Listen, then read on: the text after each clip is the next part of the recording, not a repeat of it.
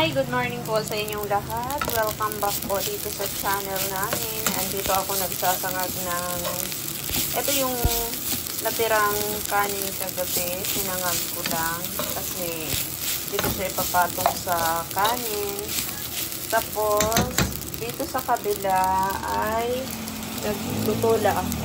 Ayan, ginisa ko na yan. Pinapatuyo ko lang yung tubig na galing sa manok. Tutulahin ko siya. Tapos, pag natuyo na yung tubig na galing sa manok, gagawin na natin yan. Maglalagay na tayo ng tubig. Ayan, tuyo na yung ating tubig. Maglagay na tayo ng... yung tubig ba na galing sa manok? Maglaragdag na tayo ng tubig ngayon. Para makakain yung pamangkin ko. Ayan na nga, luto na yung ating tinola. Ayan na. Tapos, ang view dito sa kusina namin. Yung terrace ito noon. Nagluluto ako ng kamote para merienda. Niluto ko na ngayon. At saka, syempre may sinaing na tayo. Kakain na lang. Nahugasan ko na rin yung mga pinggan. Kaya, bababa na ako, punta na lang siya. Siya nga pala mga kumare at kumpare, nandito ako sa kabilang kwarto ng bagong bahay. Pinapagawaan ko ng mga cabinet. Bale, ito yung pangalawang araw nung gumagawa ng karpintero. Walang nagbabantay sa kanya kasi hindi ako pwede mag-stay dito dahil yung computer shop at saka yung tindahan ko at saka nagluluto rin ako ng pananghalian ng anak ko, kaya di ako pwede mag-stay dito kasi kung mamimirmi ako dito, syempre wala tayong kita.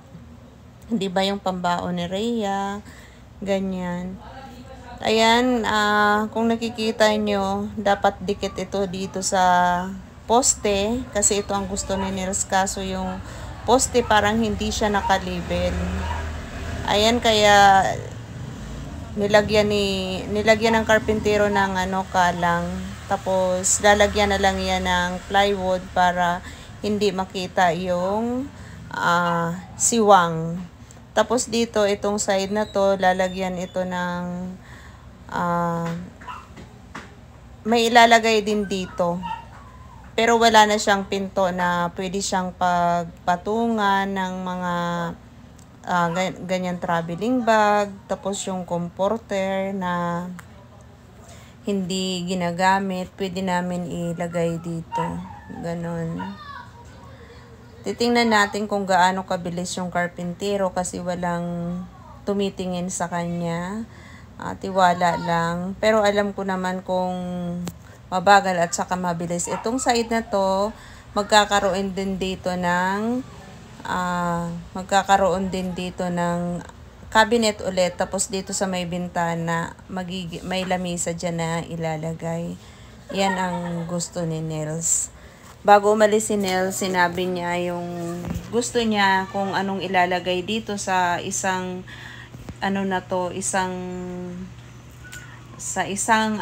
hilera na to. Basta sabi niya puro cabinet. Bale, bumili kami ng 5 plywood. Marin pala to. 5 marin. Tapos meron pang natira. Titingnan natin kung ilan marin ang magagastos nito. Kasi yung nagastos namin ito sa unang bili pa lang, umabot na siya ng mahigit 8,000 lahat-lahat na yan.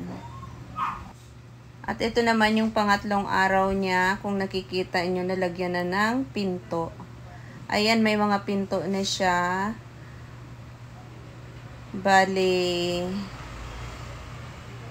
ang kulang na lang yung handle at saka yung lagayan ng hanger at saka yung susi.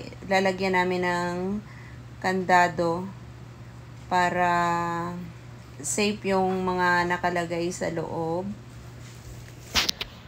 Ayan, tingnan natin kung ilang araw niya ito gagawin. Eto, may inano na siya o tinapalan niya. Lalagyan na lang daw niya yan ng masilya para makinis pag pininturahan.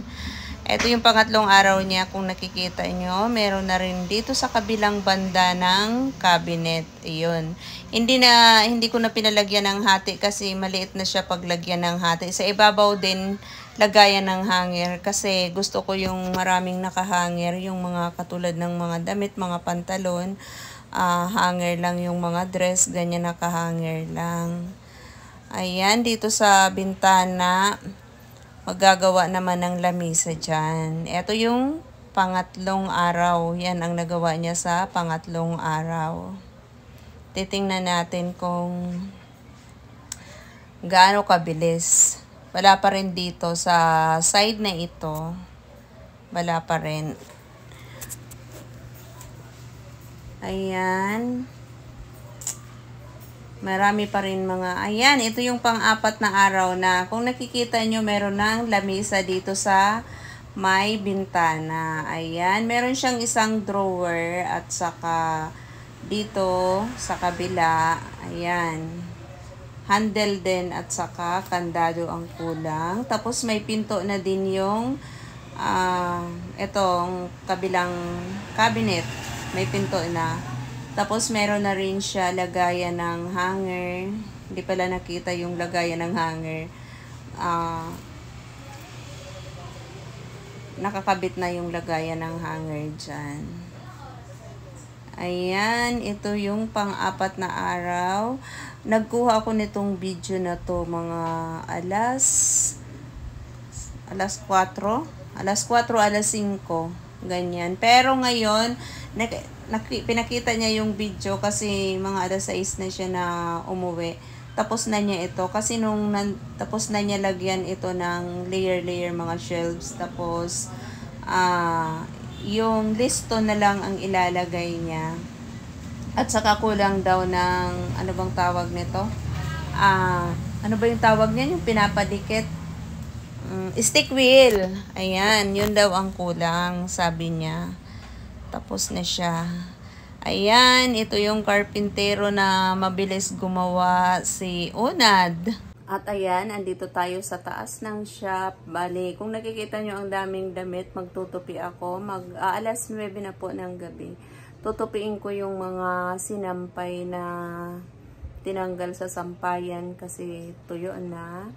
Bali, yung nagamit pala dun sa isang kwarto, bali, siyam na marin. Tapos, ayun, tapos na siya.